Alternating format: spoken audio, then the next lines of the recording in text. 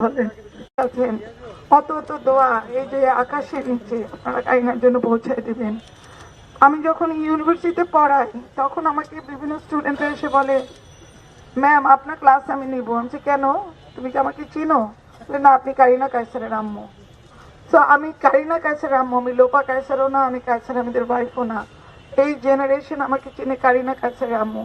কারিনা আমাকে শূন্য করে দিয়ে আপনারাই কারিনাকে বলতে পারবেন না, আমি একদম শিওর আপনারা কারিনা মতন কাউকে কখনো পাবেন না। এত ন্যাচারাল, এত হাসি খুশি, এত সহজ সরল, এত কথা বলার আগে যার মুখে হাসি আসে এবং এত ক্রিয়েটিভ, ট্যালেন্টেড।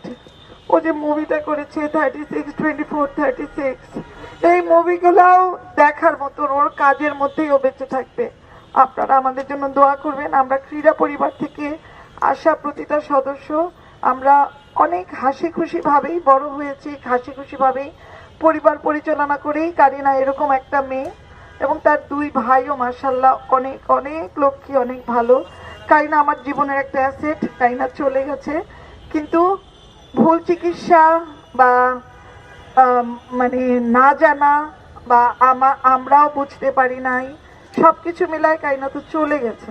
এই জিনিসটাই হয়তো কারিনার ভাগ্যে ছিল যে কারিনা অতটুক বয়সী বাঁচবে। আমরা আল্লাহর এই জিনিসটাকে মেনে নিতে হবে এবং আল্লাহ যেভাবে সন্তান, সম্পদ, স্বাস্থ্য নিয়ে মানুষকে পরীক্ষা করে, সেই পরীক্ষা হয়তো আমার জন্য এই মুহূর্তে অনেক ভার, কিন্তু আমাকে মেনে নিতে হবে। তবে অবশ্যই এটা সঠিক যে আমাদের শিক্ষা ক্ষেত্রে, আমাদের চিকিৎসা ক্ষেত্রে সরকারের অনেক অনেক নজর দেওয়া দরকার। অনেক ইয়াং স্টুডেন্টরা বিভিন্ন প্রাইভেট মেডিকেল কলেজ থেকে পার হয়ে বের হয়ে তারা ডায়াগনোসিসও করতে পারে না, মানুষকে হেল্পও করতে পারে না, কিন্তু তারা প্রচুর টাকা দিয়ে পড়ছে, এইসব ইয়েতে ঢুকছে। এবং কারিনা গিয়েছিল লিভারের, মানে আমরা তো জানি না লিভারের প্রবলেম না কি প্রবলেম, ওর শরীর খারাপ ছিল, নিয়ে গেছিলাম ওকে ইমার্জেন্সিতে, চেক করে বললো লিভারের প্রবলেম, কিন্তু সাথে সাথে ওকে আইসিইউতে দিয়ে এবং সিডেটিভ দিয়ে 2 দিন, অক্সিজেন দিয়ে 2 দিন এবং 2 দিন ওকে লাইফ সাপোর্টে রেখে ওর লাংসটাই শেষ করে দিল। যে লাংসটাই ঠিক না, আমি আর মানে অ্যাম্বুলেন্সে করে, এয়ার অ্যাম্বুলেন্সে করে ওকে আর আমি কি ঠিক করতে পারবো? তো আমি সব কিছু মেনে নিলাম। আর সবচেয়ে যেটা বিষয় হচ্ছে যে আপনাদের ভালোবাসা। কারিনা এত কম সময়ে তার কর্মের ভিতরে বেঁচে থাকবে। আপনারা সব সময় কারিনার যা কিছু দেখেন 2 হাত তুলে কারিনার জন্য দোয়া করবেন। ছোট্ট একটা সূরা পড়ে দিবেন, ছোট্ট একটা অল্প কয়েকটা দরুদ পড়ে দিবেন, কারিনার আত্মার উপরে বক্সাই দিবেন, যাতে কারিনা ওই দুনিয়াতেও এরকমই হাসি খুশি থাকে এবং যত জান্নাতীদের মাঝখানে সে যেন সব সময় সবাইকে ভরিয়ে রাখে। আর রাজনৈতিক সচেতনতা আমাদের ওইভাবে কখনোই নাই যে আমরা আওয়ামী লীগ সাপোর্ট করি বা বিএনপি সাপোর্ট করি বা জামাত সাপোর্ট করি। যে ভালো কথা বলে তাকেই সাপোর্ট করি। দেশটা দুর্নীতিমুক্ত হোক, দেশটা ভালো থাকুক, এটাই আমরা চাই। আর আমাদের একটা কন্টেন্ট নিয়ে মানুষের অনেক কন্ট্রোভার্সি আছে যে আমরা গণভবনে গেছিলাম চুরি ঘুরতে। তো গণভবনে আমরা আসলেই যাই নাই।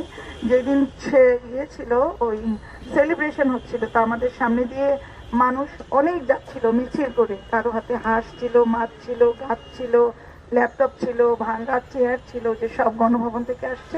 সে আমাকে বললো, তুমি যদি একটা বাসা থেকে কিছু নিয়ে আসতা। আচ্ছা, আছে তো আমার ব্যাগ, এই যে আমি নিয়ে আসছি ব্যাগ, একটা ক্লিপ দেখা বললাম, এই যে আমার ক্লিপ, কিন্তু এটা আমরা করি নাই। হ্যাঁ, তো আমাদের এই ফান ভিডিওটা পাবলিক হয়ে গেছে এবং সেটার জন্য মানুষ অনেক অনেক নেগেটিভ কথা বলে। আমি নর্থ সাউথে পড়াই, আমার কোনো দরকার নেই একটা ভাঙা ক্লিপ আমি গণভবনে ঠেলা ঠেলি করে চুরি করে নিয়ে আসবো।